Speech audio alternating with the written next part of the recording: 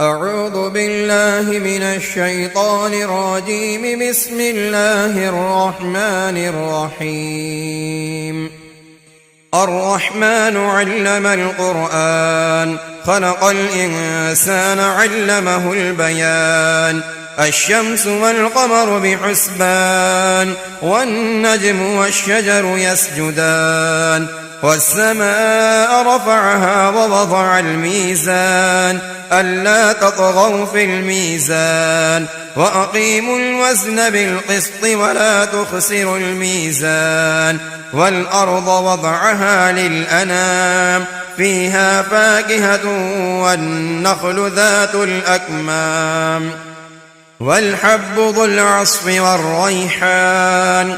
فبأي آلاء ربكما تكذبان؟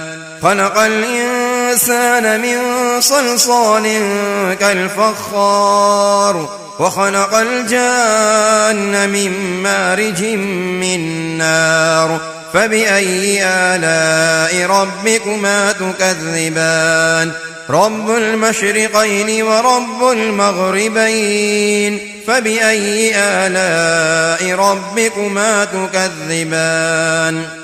مرج البحرين يلتقيان، بينهما برزخ لا يبغيان. فبأي آلاء ربكما تكذبان؟ يخرج منهما اللؤلؤ والمرجان. فبأي آلاء ربكما تكذبان؟ وله الجوار المنشآت في البحر كالأعلام. فبأي آلاء ربكما تكذبان؟ كل من عليها فان، ويبقى وجه ربك ذو الجلال والإكرام. فبأي آلاء ربكما تكذبان؟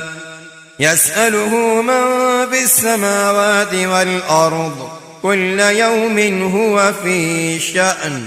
فبأي آلاء ربكما تكذبان؟ سنفرغ لكم أيها الثقلان. فبأي آلاء ربكما تكذبان؟ يا معشر الجن والإنس إن استطعتم أن تنفذوا من أقطار السماوات والأرض فانفذوا، لا تنفذون إلا بسلطان. فبأي آلاء ربكما تكذبان؟ يرسل عليكما شواظ من نار ونحاس فلا تنتصران. فبأي آلاء ربكما تكذبان؟ فإذا انشقت السماء فكانت وردة كالدهان. فبأي آلاء ربكما تكذبان؟ فيومئذ لا يسأل عن ذنبه إنس ولا جان. فبأي آلاء ربكما تكذبان؟ يعرف المجرمون بسيماهم فيؤخذ بالنواصي والأقدام. فبأي آلاء ربكما تكذبان؟ هذه جهنم التي يكذب بها المجرمون، يطوفون بينها وبين حميم آن. فبأي آلاء ربكما تكذبان؟ ولمن خاف مقام ربه جنتان. فبأي آلاء ربكما تكذبان؟ ذواتا أفنان. فبأي آلاء ربكما تكذبان؟ فيهما عينان تجريان. فبأي آلاء ربكما تكذبان؟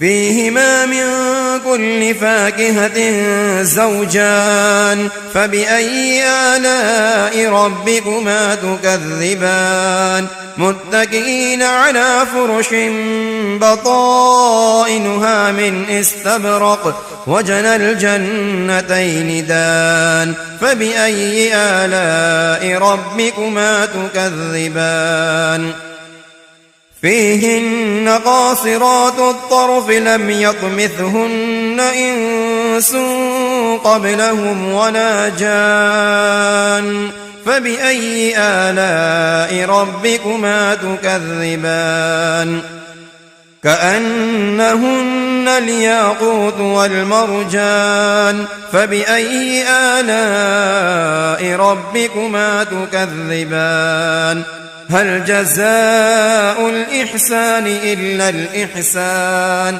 فبأي آلاء ربكما تكذبان ومن دونهما جنتان فبأي آلاء ربكما تكذبان مدهامتان